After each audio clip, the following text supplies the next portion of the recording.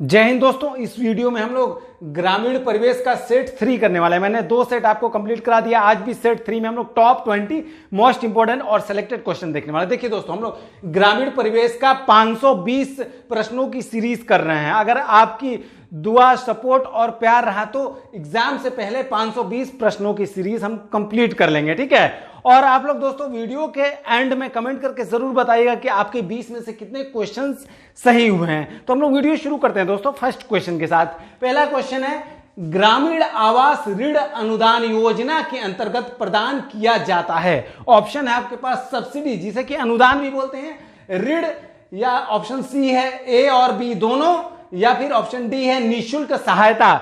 Option कौन सा सही होगा दोस्तों? ऑप्शन सी सही होगा, ए और बी दोनों। देखिए, ग्रामीण आवास ऋण अनुदान योजना के अंतर्गत जो है आपका सब्सिडी और ऋण दोनों आपका प्रदान किया जाता है, ठीक है। नेक्स्ट क्वेश्चन देखते हैं, धान में भूसी का प्रतिशत अनुमानतः कितना होता है? ऑप्शन है आपके पास 12%, 20%, 17% या फिर 30%। आपका सही आंसर क्या होगा दोस्तों? ऑप्शन बी सही आंसर होगा। 20% जो है धान में भूसी का प्रतिशत अनुमानतः कितना होता है? 20% होता है, ठीक है दोस्तों। देखिए दोस्तों, एक और चीज, गोल्डन धान जो है इसमें सबसे ज्यादा विटामिन ए पाया जाता है। कौन से धान में? गोल्डन धान की जो किस्म होती है उसमें सबसे ज्यादा विटामिन ए पाया जाता है। ध्यान रखिएगा इस चीज को। नेक्स्ट क्वेश्चन हम लोग देखते हैं, भारत में ग्राम पंचायत की कुल कितनी संख्या है? ऑप्शन है आपके पास 2,13,585, या फिर 2,38,540, या फिर 2,35,000, या फिर 2,50,000, मतलब कि 2.5 लाख है। तो ऑप्शन कौन सा सही होगा दोस्तों? आपका ऑप्शन डी सही होगा। लगभग 2.5 लाख जो है आपका वर्तमान में भारत में ग्राम पंचायत की कुल संख्या है, ठीक है दोस्तों। और ये जो आपका ग्राम पंचायत के अंतर्गत जो है आपका अभी कितने गांव आते हैं? इसके अंतर्गत लगभग 6 लाख गांव आते हैं, ठीक है दोस्तों। अच्छा दोस्तों, पंचायती राज व्यवस्था क्या है? देखिए,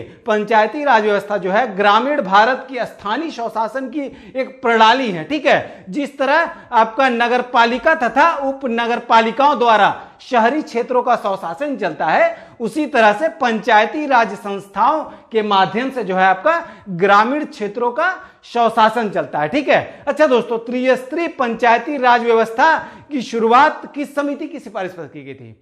बहुत इंपॉर्टेंट क्वेश्चन है ये। बलवंत राय मेहता समिति की सिफारिश पर जो है आपका त्रिस्तरीय पंचायती राज व्यवस्था की शुरुआत की गई थी। किस जगह से की गई थी? राजस्थान के नागौर जिले से की गई थी। कब की गई थी? आपका 2 अक्टूबर 1959 को की गई थी, ठीक है। अच्छा दोस्तों, त्रिस्तरीय पंचायत व्यवस्था मतलब 3 स्तर का। पहला स्तर कौन सा हुआ इसमें? ग्राम स्तर का ग्राम पंचायत हुआ पहला, ठीक है। दूसरा स्तर हुआ ब्लॉक, मतलब जिसे कि तालुका भी बोलते हैं, ठीक है, तालुका स्तर का पंचायत समिति, ठीक है। और तीसरा आपका स्तर हुआ जिला स्तर पर पंचायत समिति, ठीक है। अच्छा दोस्तों, आपका ये जो है 73वें संविधान संशोधन अधिनियम 1992 के तहत जो है आपका संविधान के भाग 9 के अनुच्छेद 243 से 243 रा, या फिर आप इसे 243 से 243 ओ के बीच में जो है आपका संविधान के अनुच्छेद में आपका ग्राम पंचायत का ये आपका स्थानीय स्वशासन की व्यवस्था की गई है, ठीक है दोस्तों।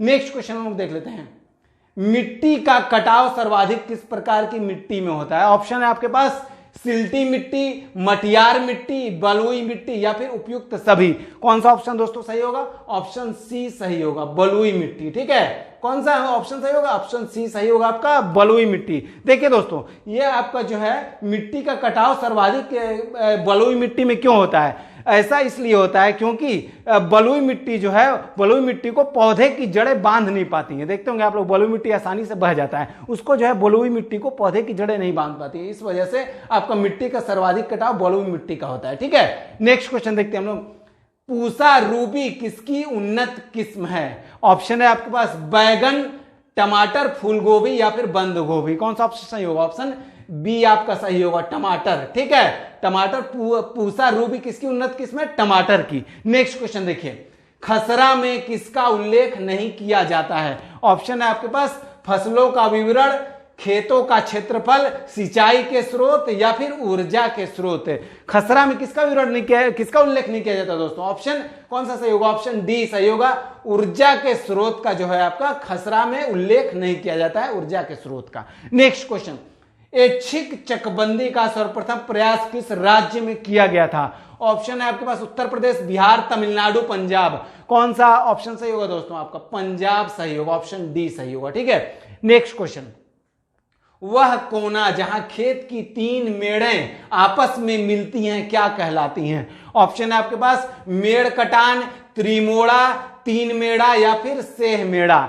सही आंसर क्या होगा दोस्तों? ऑप्शन डी सही होगा, सेह मेड़ा। ठीक है, नेक्स्ट क्वेश्चन देखिए, राजस्व परिषद में न्यायिक सदस्यों की संख्या कितनी होती है? ऑप्शन है आपके पास 7, 12, 9 या 4। कौन सा ऑप्शन सही होगा दोस्तों? ऑप्शन ए सही होगा, 7। राजस्व परिषद में न्यायिक सदस्यों की संख्या कितनी होती है? 7 होती है, 7 होती है। ठीक है, ऑप्शन ए सही होगा। नेक्स्ट क्वेश्चन है, निम्न में से कौन से वादों का निपटारा राज्य के राजस्व न्यायालय में किया जाता है? ऑप्शन है आपके पास भूमि पर मालिकाना हक, भूमि की नीलामी या फिर मेड़बंदी या फिर ये सभी। ऑप्शन कौन सा सही होगा? ऑप्शन डी सही होगा, ये सभी। देखिए दोस्तों, आपका राजस्व न्यायालय में जो है आपका तीनों मामले का निपटारा किया जाता है, मतलब भूमि पर मालिकाना हक का निपटारा किया जाता है, इसके अलावा भूमि की नीलामी और मेड़बंदी, ये तीनों मामले का जो है कि निपटारा किया जाता है राज्य के राजस्व न्यायालय में। ठीक है, ऑप्शन डी सही होगा, ये सभी। नेक्स्ट क्वेश्चन देखिए, राजा टोडरमल भूलेख प्रशिक्षण एवं सर्वेक्षण संस्थान किस जिले में स्थित है? ऑप्शन है आपके पास मिर्जापुर, हरदोई, गाजियाबाद या फिर हमीरपुर। कौन सा ऑप्शन सही होगा दोस्तों? ऑप्शन बी सही होगा, हरदोई। हरदोई में जो है आपका राजा टोडरमल भूलेख प्रशिक्षण एवं सर्वेक्षण संस्थान स्थित है। कहां पे?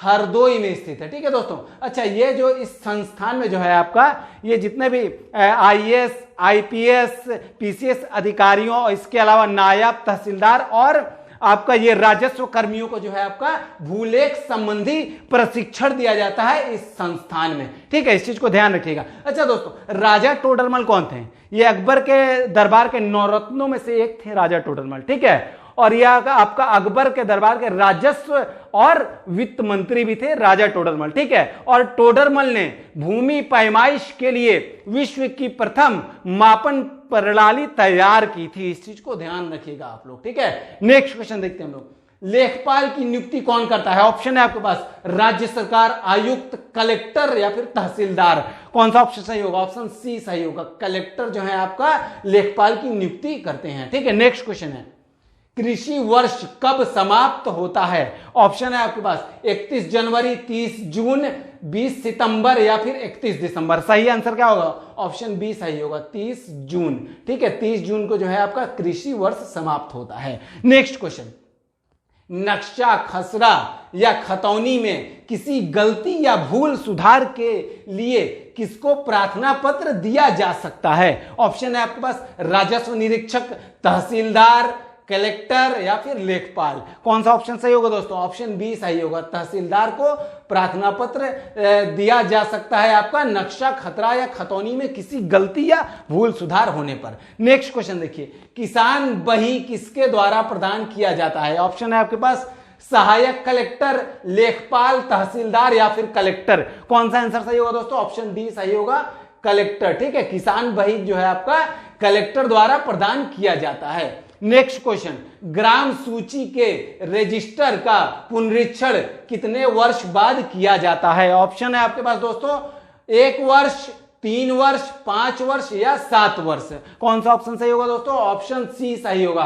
5 वर्ष में जो है कि आपका ग्राम सूची के रजिस्टर का पुनरीक्षण 5 वर्ष बाद किया जाता है। ऑप्शन सी सही होगा। ठीक है, नेक्स्ट क्वेश्चन है आपका, कृषि वर्ष कब प्रारंभ होता है? ऑप्शन है आपके पास 1 जुलाई, 1 जनवरी, 30 अप्रैल या फिर 20 दिसंबर। ऑप्शन कौन सा सही होगा दोस्तों? ऑप्शन ए सही होगा, 1 जुलाई को जो है आपका कृषि वर्ष प्रारंभ होता है दोस्तों, ऑप्शन ए 1 जुलाई। ठीक है, नेक्स्ट क्वेश्चन, जरीब का आविष्कार किस देश में हुआ था? ऑप्शन है आपके पास भारत, अफ्रीका, ब्रिटेन या फिर ऑस्ट्रेलिया में। कौन सा ऑप्शन सही होगा दोस्तों? ऑप्शन सी सही होगा आपका ब्रिटेन। ठीक है, जरीब का आविष्कार कहां हुआ था? ब्रिटेन में हुआ था दोस्तों। जरीब क्या है दोस्तों? आपका लंबाई नापने की इकाई है जरीब। ठीक है, और जो लंबाई नापने के लिए जो आपका सिकड़ी वगैरह का यूज होता है उसको भी जरीब बोला जाता है। ठीक है, नेक्स्ट क्वेश्चन देखिए, इनमें से कौन जमीन माप लेखपाल के पास रहती है? ऑप्शन है आपके पास झंडी, जरीब, सूजा या फिर उपयुक्त सभी। कौन सा आंसर सही होगा दोस्तों? ऑप्शन डी सही होगा, उपयुक्त सभी जो है आपका लेखपाल के पास रहती है। झंडी भी रहती है, जरीब भी रहती है और सूजा भी जो है कि लेखपाल के पास रहती है जमीन माप के लिए। ठीक है, यहाँ पे लास्ट क्वेश्चन है, कट्ठा किस काल की लंबाई मापन की इकाई है? ऑप्शन है दोस्तों वैदिक काल, सल्तनत काल, मुगल काल या फिर उपयुक्त सभी। कौन सा ऑप्शन सही होगा दोस्तों? ऑप्शन ए सही होगा, वैदिक काल। कट्ठा जो है आपका वैदिक काल की लंबाई मापन की इकाई है दोस्तों। ठीक है दोस्तों, आई होप कि मेरी वीडियो आपको काफी हद तक समझ में आई। वीडियो अच्छी लगी हो तो लाइक, सब्सक्राइब और शेयर करना ना भूलें। मिलते हैं नेक्स्ट वीडियो में, तब तक के लिए जय हिंद।